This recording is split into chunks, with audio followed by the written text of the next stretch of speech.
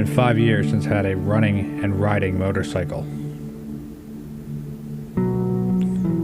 All of my gear has just been collecting dust.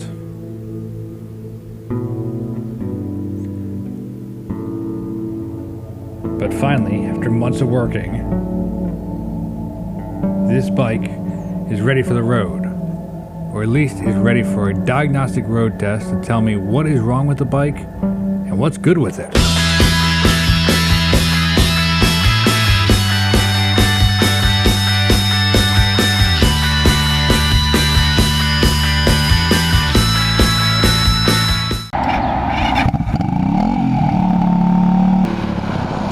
Well, hello again.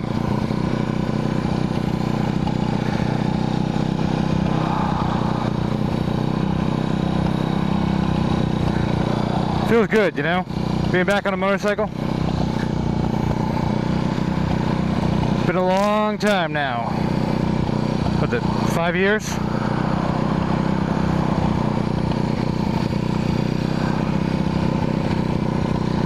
It's also hot as hell today.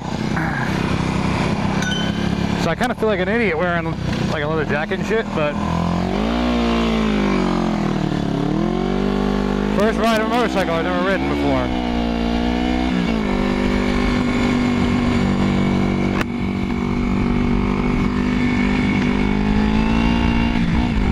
Now I cannot guarantee that speedometer is correct. Whoops. In fact, I highly suspect that it's not. I don't think I'm doing 46 miles an hour. I could be wrong. I mean, it feels slower, but I could be wrong. Oh, shite.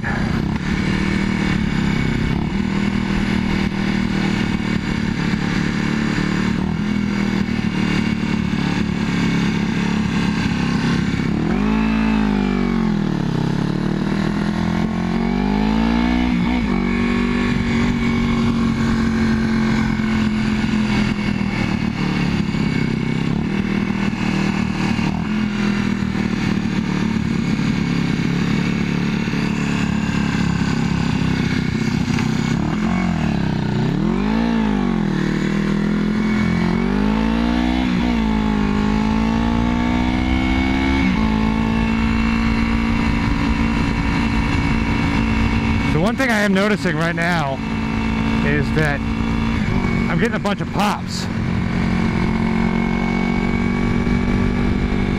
And she sounds a little on the muddled side, so I'm starting to think that the bike is running rich. So I'll have to check that when I get home. I think somebody messed with the air screws.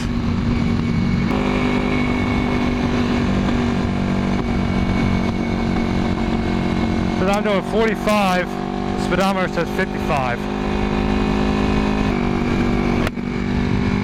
I do not suggest doing what I just did. Now I am still riding right now with the choke just slightly on.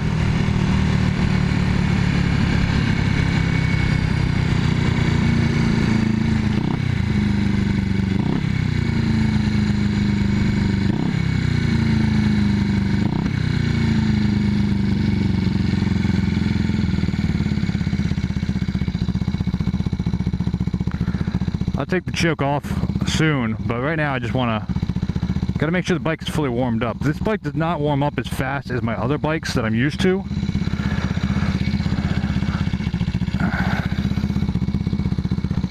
Ooh, it's hot.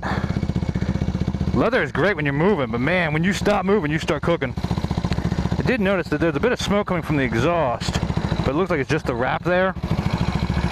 It is smoking less. I think it's just because it was sitting in my garage collecting dust and sawdust and chemicals and all sorts of crap.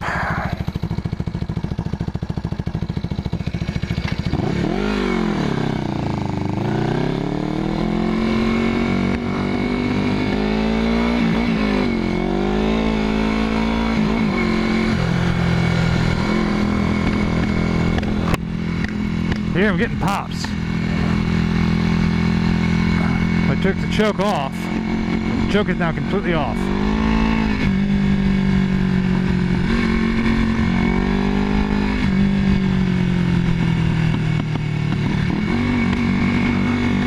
I'm getting pops and farts and everything. I think the bike is running rich.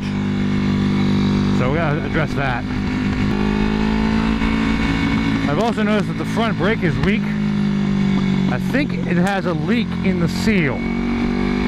So I'm not doing any crazy riding today, just because I just don't want to run that risk.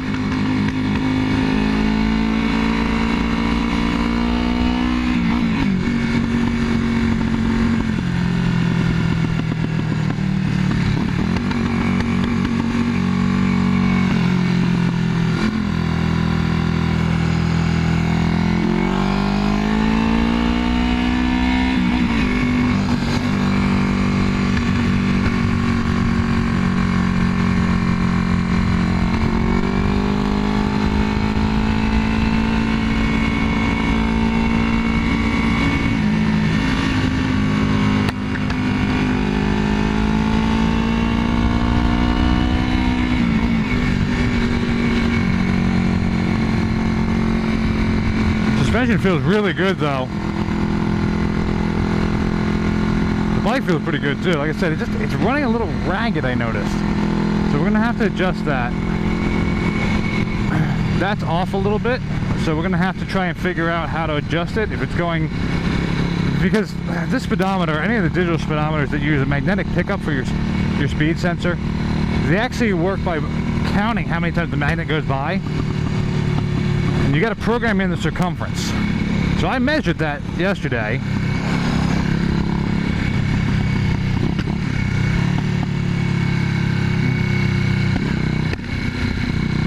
But if you set it off slightly, it's not gonna be correct. Ooh.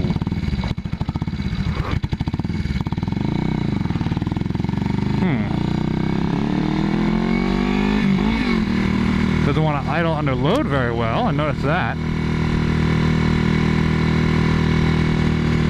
We were real close to stalling out just a minute ago. Hate graded brakes.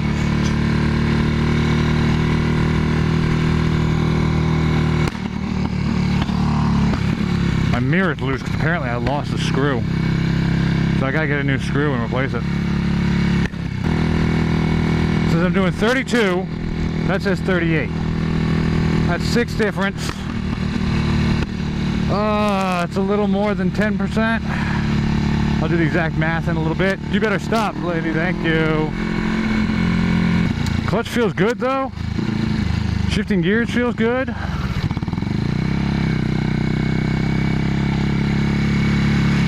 Rolls pretty darn smoothly. Suspension feels good.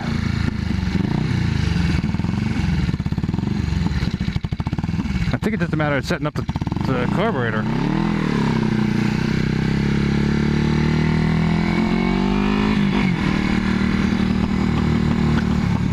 I do miss having a throttle lock though.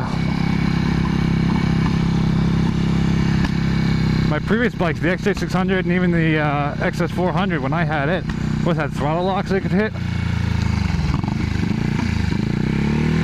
This bike does not have those.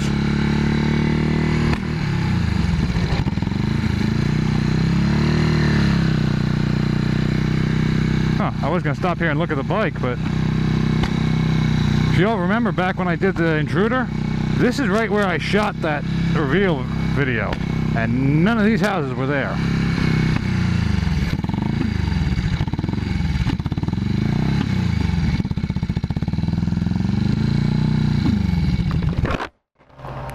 See, it just shut off on me. I didn't shut it off. See, there's a little bit of smoke happening right there. It's not too bad though, honestly. Ruh-roh.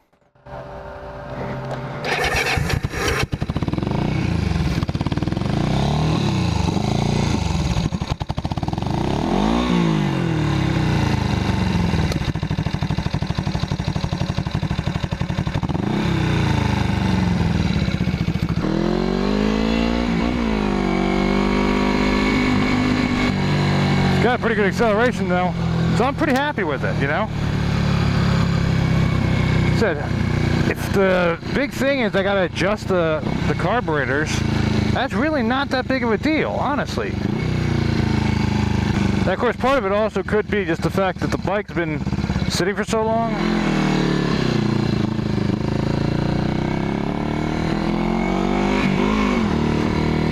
And even though I put in new fuel, this fuel has been sitting for a little while, carburetor's been sitting a little while, gas tank's been sitting a little while. There's a good chance that all this stuff just needs to burn out. I mean, it happened with Mercy. When I got Mercy running, my XS400, she didn't run super great when I started, but ran her hard for a little while and she let loose. Something was always clogging, so maybe I'll get lucky with this too. But my God, it feels good to be back on two wheels. Oh, I can't begin to describe it to you guys. 5 years, no riding. And yes, I know this is just a test ride, so I'm not doing anything too, let's call it spirited. But man, even just this, it feels so good. Welcome to Cape May during the summer. A whole lot of people.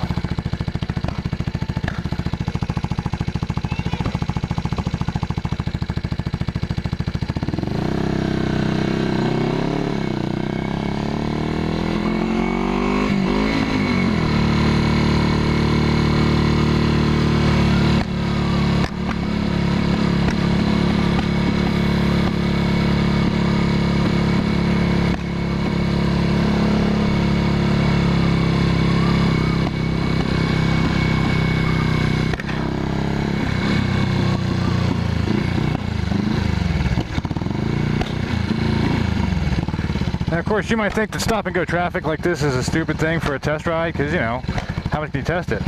But I'm testing for actual functionality right now. So it's not just, you know, does it go in a fast line, does it, etc., etc. You know, how good is the acceleration? It's also, is it functional under normal traffic? Like normal usage?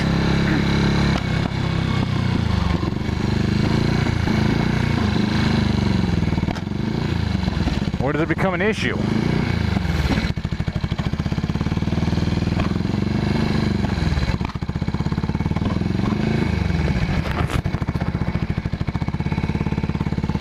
The wanting to stall out at red lights, though, that's kind of annoying. Like, I'm actually having to keep the throttle slightly cracked right now in order to do it. I'm not a super fan of that. That's kind of really annoying, especially because I'm sitting here fucking revving my motorcycle.